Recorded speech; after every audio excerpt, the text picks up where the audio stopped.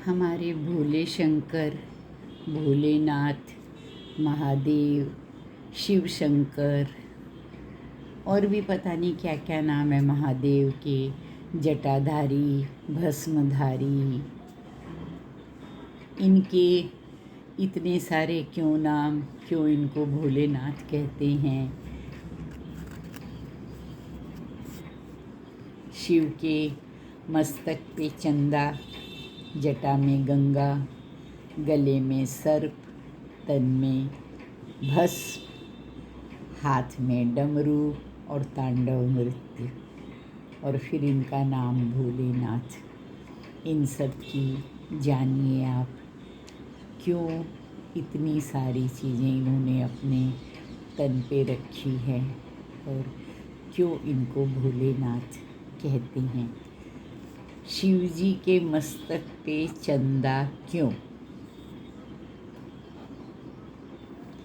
राजा दक्ष के 27 पुत्रियां थीं और उन्होंने उन कन्याओं का विवाह, उनकी शादी, उनकी मैरिज चंद्रमा से की थी। चंद्रमा उन सब में जो रोहिणी नाम की पुत्री थी उसी से विशेष प्रेम करते थे, उसी को अपनी भार्या, अपनी वाइफ, अपनी पत्नी समझते थे, उसी को अपना पूरा प्रेम समर्पित करते थे। सभी पुत्रियों को बड़ा असंतोष था और बड़ी दुखी थी। उन्होंने उस बारे में अपने पिता दक्ष से, जिनको प्रजापति का दर्जा मिला हुआ था, उनसे अपनी पीड़ा कही। राजा दक्ष ने चंद्रमा को समझाने की बहुत कोशिश की, बहुत प्रयत्न किया कि सभी आपकी पत्नियां हैं और विवाह के समय आपने मुझे वचन दिया था कि सभी को आप एक ही नज़र से देखोगे, सभी को प्रेम दोगे।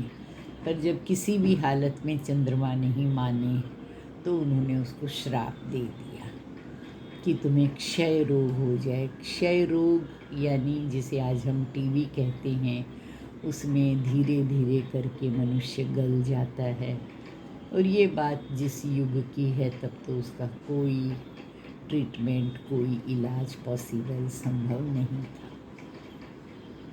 जब देखा कि इस तरह से चंद्रमा धीरे धीरे करके मृत्यु को प्राप्त होते जा रहे हैं, तो सभी देवता गणों ने, विष्णु, ब्रह्मा जी, सभी ने शिव से प्रार्थना की कि आप ही इन्हीं को बचा सकते हैं, नहीं तो पूरी सभी अनाथ हो जाएंगी। महामृत्युंजय का जाप करके शिव जी को प्रसन्न किया गया और शिव जी ने उनको मृत्यु से बचाया। लेकिन शिव जी ने कहा कि मैं पूरा श्राप तो नहीं मिटा सकता, मैं आपको जीवित कर सकता हूँ, पर उसमें भी ये रहेगा कि जो हमारा 1 महीने में पहले 15 दिन का कृष्ण पक्ष होता है, तब आप धीरे धीरे धीरे धीरे घटते घटते अमावस के दिन पूरे लुप्त हो जाओगे और फिर धीरे धीरे बढ़ते बढ़ते पूर्णिमा के दिन आपको पूरा अपना आकार मिलेगा। और उन्होंने उसे अपने मस्तक पे स्थान दिया, अपने मस्तक पे सजाया। अब आती है बारी कि क्यों उनकी जटा में गंगा। भागीरथ नाम के राजा ने गंगा की बहुत प्रार्थना की कि स्वर्गलोक से वो धरा पे यानी जमीन पे आए, अवतरित हो। गंगा ने कहा मैं आ सकती हूँ, लेकिन जब मैं स्वर्गलोक से नीचे आऊँगी मेरा इतना प्रचंड वेग रहेगा, उसे कौन संभालेगा, कौन मुझे थामेगा, कौन मुझे संभालेगा। तब शिवजी ने अपनी जटाएं खोली और पूरी गंगा को वेग के साथ, जब गंगा धरती पे अवतरित हुई, उसके प्रचंड वेग को शिवजी ने अपनी जटा में बांध लिया। तब गंगा ने प्रार्थना की कि मुझे बाहर निकालो, मेरा अंदर दम घुट रहा है। और शिव जी ने अपनी जटा थोड़ी सी खोल के उसकी एक धारा को बाहर प्रवाहित किया। इस तरह से शिव जी ने अपनी जटा में गंगा को स्नान दिया। गले में सर्प क्यों है? जब अमृत मंथन हुआ तब वासुकी नाग को रस्सी बनाया गया और सुमेरु पर्वत को सागर के बीच में स्टैंड करके उसके चारों तरफ वासुकी नाग को लपेटा। एक तरफ से देवताओं ने खींचा, एक तरफ से राक्षसों ने खींचा और वासुकी नाग पूरे लहूलुहान हो गए। तब शिव शंकर ने उनको अपने गले में स्थान दिया। उनकी सेवा देख करके, उनकी इतनी बिना किसी स्वार्थ की सेवा के कारण प्रसन्न होके उन्होंने वासुकी नाग को, सर्प को अपने गले में धारण किया। तन पे भस्म क्यों? शिव शंकर महादेव जो हैं देवों के देव, वो मृत्यु के देवता कहलाते हैं। और भस्म इस चीज़ की प्रतीक है कि आफ्टर डेथ, मृत्यु के बाद जब शरीर जलकर पंचतत्वों में मिल जाता है और सिर्फ भस्म ही रह जाती है, यही जीवन का शाश्वत सत्य है, हार्ड फैक्ट है। उस भस्म को शिव जी अपनी तन पे रमाकर ये संदेश देना चाहते हैं कि आफ्टर ऑल जिंदगी का सत्य यही है। हाथ में डमरू। जब सृष्टि का सृजन हुआ, सुर ताल के विहीन थी, उसमें कोई सुर नहीं था, कोई ताल नहीं था। तब डमरू से जो नाद निकला, उसमें छंद, ताल, इनका सृजन हुआ और उसी से उन्होंने डमरू जब बजाया शिव ने नृत्य करते हुए, तो व्याकरण, छंद, ताल, इनका जन्म हुआ और उन्होंने अपने हाथ में डमरू लिया। शिव के हाथ में त्रिशूल। जब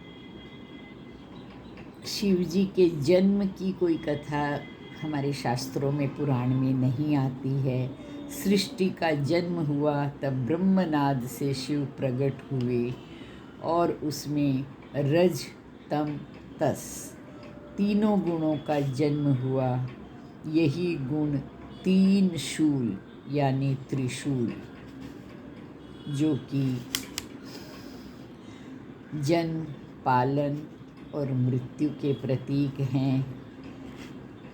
शिव का तांडव नृत्य भी इन्हीं चीज़ों का द्योतक है, जिसमें तीनों काल, भूत, वर्तमान, भविष्य यानी पास्ट, प्रेजेंट, फ्यूचर, तीनों उसी में समाहित हैं।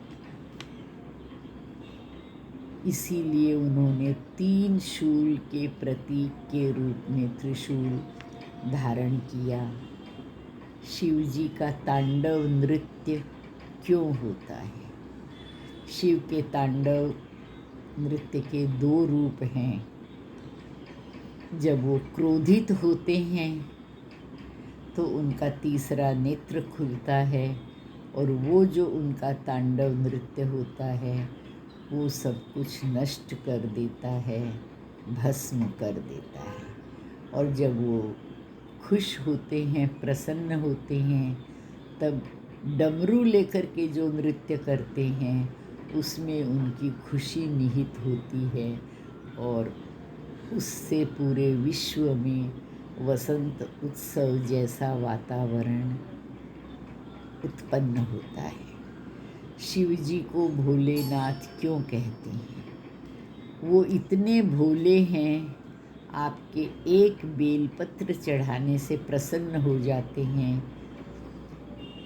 और फिर कोई उनकी तपस्या करता है तो वो ये नहीं देखते वो देव है, दानव है, असुर है, सुर है। एक असुर ने उनकी तपस्या की, तपस्या से जब महादेव प्रसन्न हो गए तो उसने यही वर मांगा कि मैं जिसके सिर पर हाथ रखूं वो भस्म हो जाए। शिव भोले भंडारी कहलाते हैं और उन्होंने भोलेपन में उसको तथास्तु कह के वो वरदान दे दिया। अब उसने कहा मैं आप ही के सिर पर रख कर देखना चाहता हूँ कि आपके वरदान में कितनी सत्यता है। किसी भी तरह से वो असुर बस में नहीं आ रहा था। तब श्री विष्णु ने मोहिनी रूप धारण करके असुर को अपने साथ नृत्य करने का आमंत्रण दिया। मोहिनी रूप देखकर असुर उनके साथ नृत्य करने लगा और नृत्य करते करते एक भाव भंगिमा ऐसी आई कि विष्णु ने अपना सिर अपने सिर पर अपना ही हाथ रखा। उन्हीं की नकल करते करते असुर ने भी अपना हाथ अपने सिर पर रखा और वरदान के प्रभाव से वो भस्म हो गया, उसकी मृत्यु हो गई। तब विष्णु ने समझाया इतने भोले भंडारी मत बनो, थोड़ा देखकर समझकर वरदान दो। शिव जी बोले जो भी मुझे सच्चे मन से ध्याता है मैं तो उसी के बस में हो जाता। तो ये थी हमारे भोले भंडारी की, महादेव की कुछ बातें जो उन्होंने क्यों धारण की।